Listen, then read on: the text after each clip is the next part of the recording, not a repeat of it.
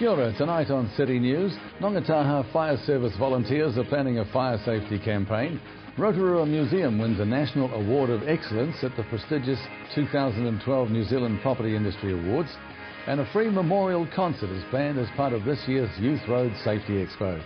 Those stories and more coming up next on City News. Nongataha Fire Service volunteers are planning a fire safety campaign after two recent house fires that were only minutes away from each other. Nongataha Deputy Fire Officer Mike Lepper says in one case, children with matches was the cause and the other an unattended candle. Mike Lepper says the fires highlight the need for more safety promotion and he's going to use a personal touch with the residents of Nongataha. It's possibly more of an education of the parents and the adults. They're the ones that we're going to be hitting. It's to lose a life is something real tragic, but to have a child have burns for the rest of its life, that's just as bad. Sure. So if you're in the Nongataha community, I'm not the prettiest to look at, but I'm better than looking at a burn for the rest of your life. Absolutely. So we're going to be in touch with you, and then we're going to be in touch with them every 12 months. Yeah. And we're going to hammer this until we get it right. The Rotorua Museum has won a National Award of Excellence at the prestigious 2012 New Zealand Property Industry Awards. The award represents excellence in heritage and adaptive reuses of property for work on Rotorua Museum's recent extensions, including the new Don Stafford Wing, which completed the Council's $22 million Centennial Development Project. It's taken more than 100 years to complete the iconic bathhouse building in which Rotorua Museum is housed to the architect's original design. RDC Chief Executive Peter Guerin, who attended the awards, says it was independent endorsement of a superb world-class project driven by the Museum Centennial Project team. Project Council New Zealand Chief Executive Conal Townsend says the very best of the country's commercial properties were represented at the awards. RDC Road Safety Coordinator Manager Jodie Lawson says plans for this year's Youth Road Safety Expo are well underway.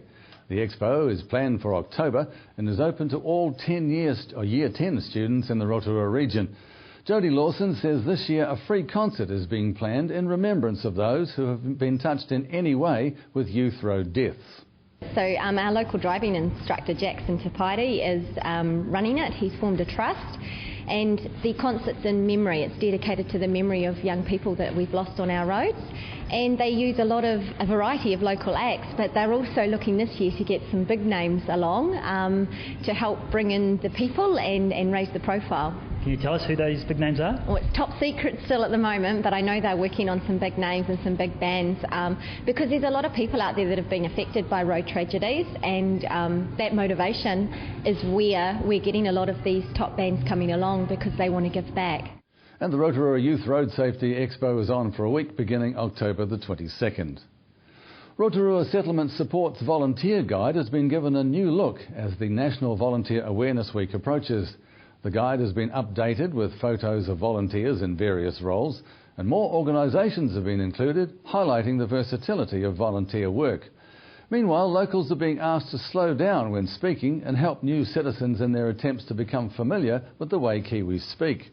RDC Settlement Support Coordinator Heather McAllister says many migrants volunteer as it enables them to get to know the local way of life and become familiar with the Kiwi accent. Ms McAllister says there are over 150 nationalities living in Rotorua, resulting in many accents, and she encourages local people to meet them halfway when it comes to communicating.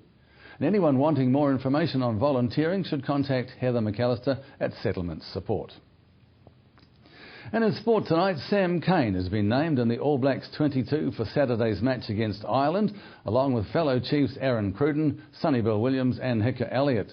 The starting 15 features just one change, with loose forward Adam Thompson replacing the injured Victor Vito at blindside flanker, while his place on the bench has been taken by the new cap Sam Cane. He's our boy, of course. And the All Blacks head coach Steve Hansen says it's great that Test footy is returning to Christchurch, and he's looking forward to a sellout match. And by the way, don't forget the Chiefs are in town at the International Stadium on Wednesday afternoon next week, so if you can get time off, head down there, meet the guys and see a bit of them playing as well. Now let's look at the weather now, brought to you by Trevor Robson Signs and Graphics Limited. Tonight, fine with light winds, an overnight low of 2. Tomorrow for Friday, fine and frosty. Southerly breezes, a high of 10 and a low of 0. And the outlook for Saturday, for another sporting day, it'll be cold at the beginning but fine weather after the morning frosts. Light winds, a high of 11 and a low of 0. The marine forecast for Lake Rotorua, southerlies at 10 knots, waves less than half a metre and fine conditions. And of course, if you missed any of tonight's bulletin, you can watch it again by going to tvrotorua.co.nz and view latest city news. Or to catch up on what's on in our city, go to upcoming events. And still to come in tonight's program, Lou Parker finds out about the upcoming Tanabata Festival, Alan Solomon is with the Real Art Roadshow, and Carly Jackson talks to Peter Duncan about the local wedding scene.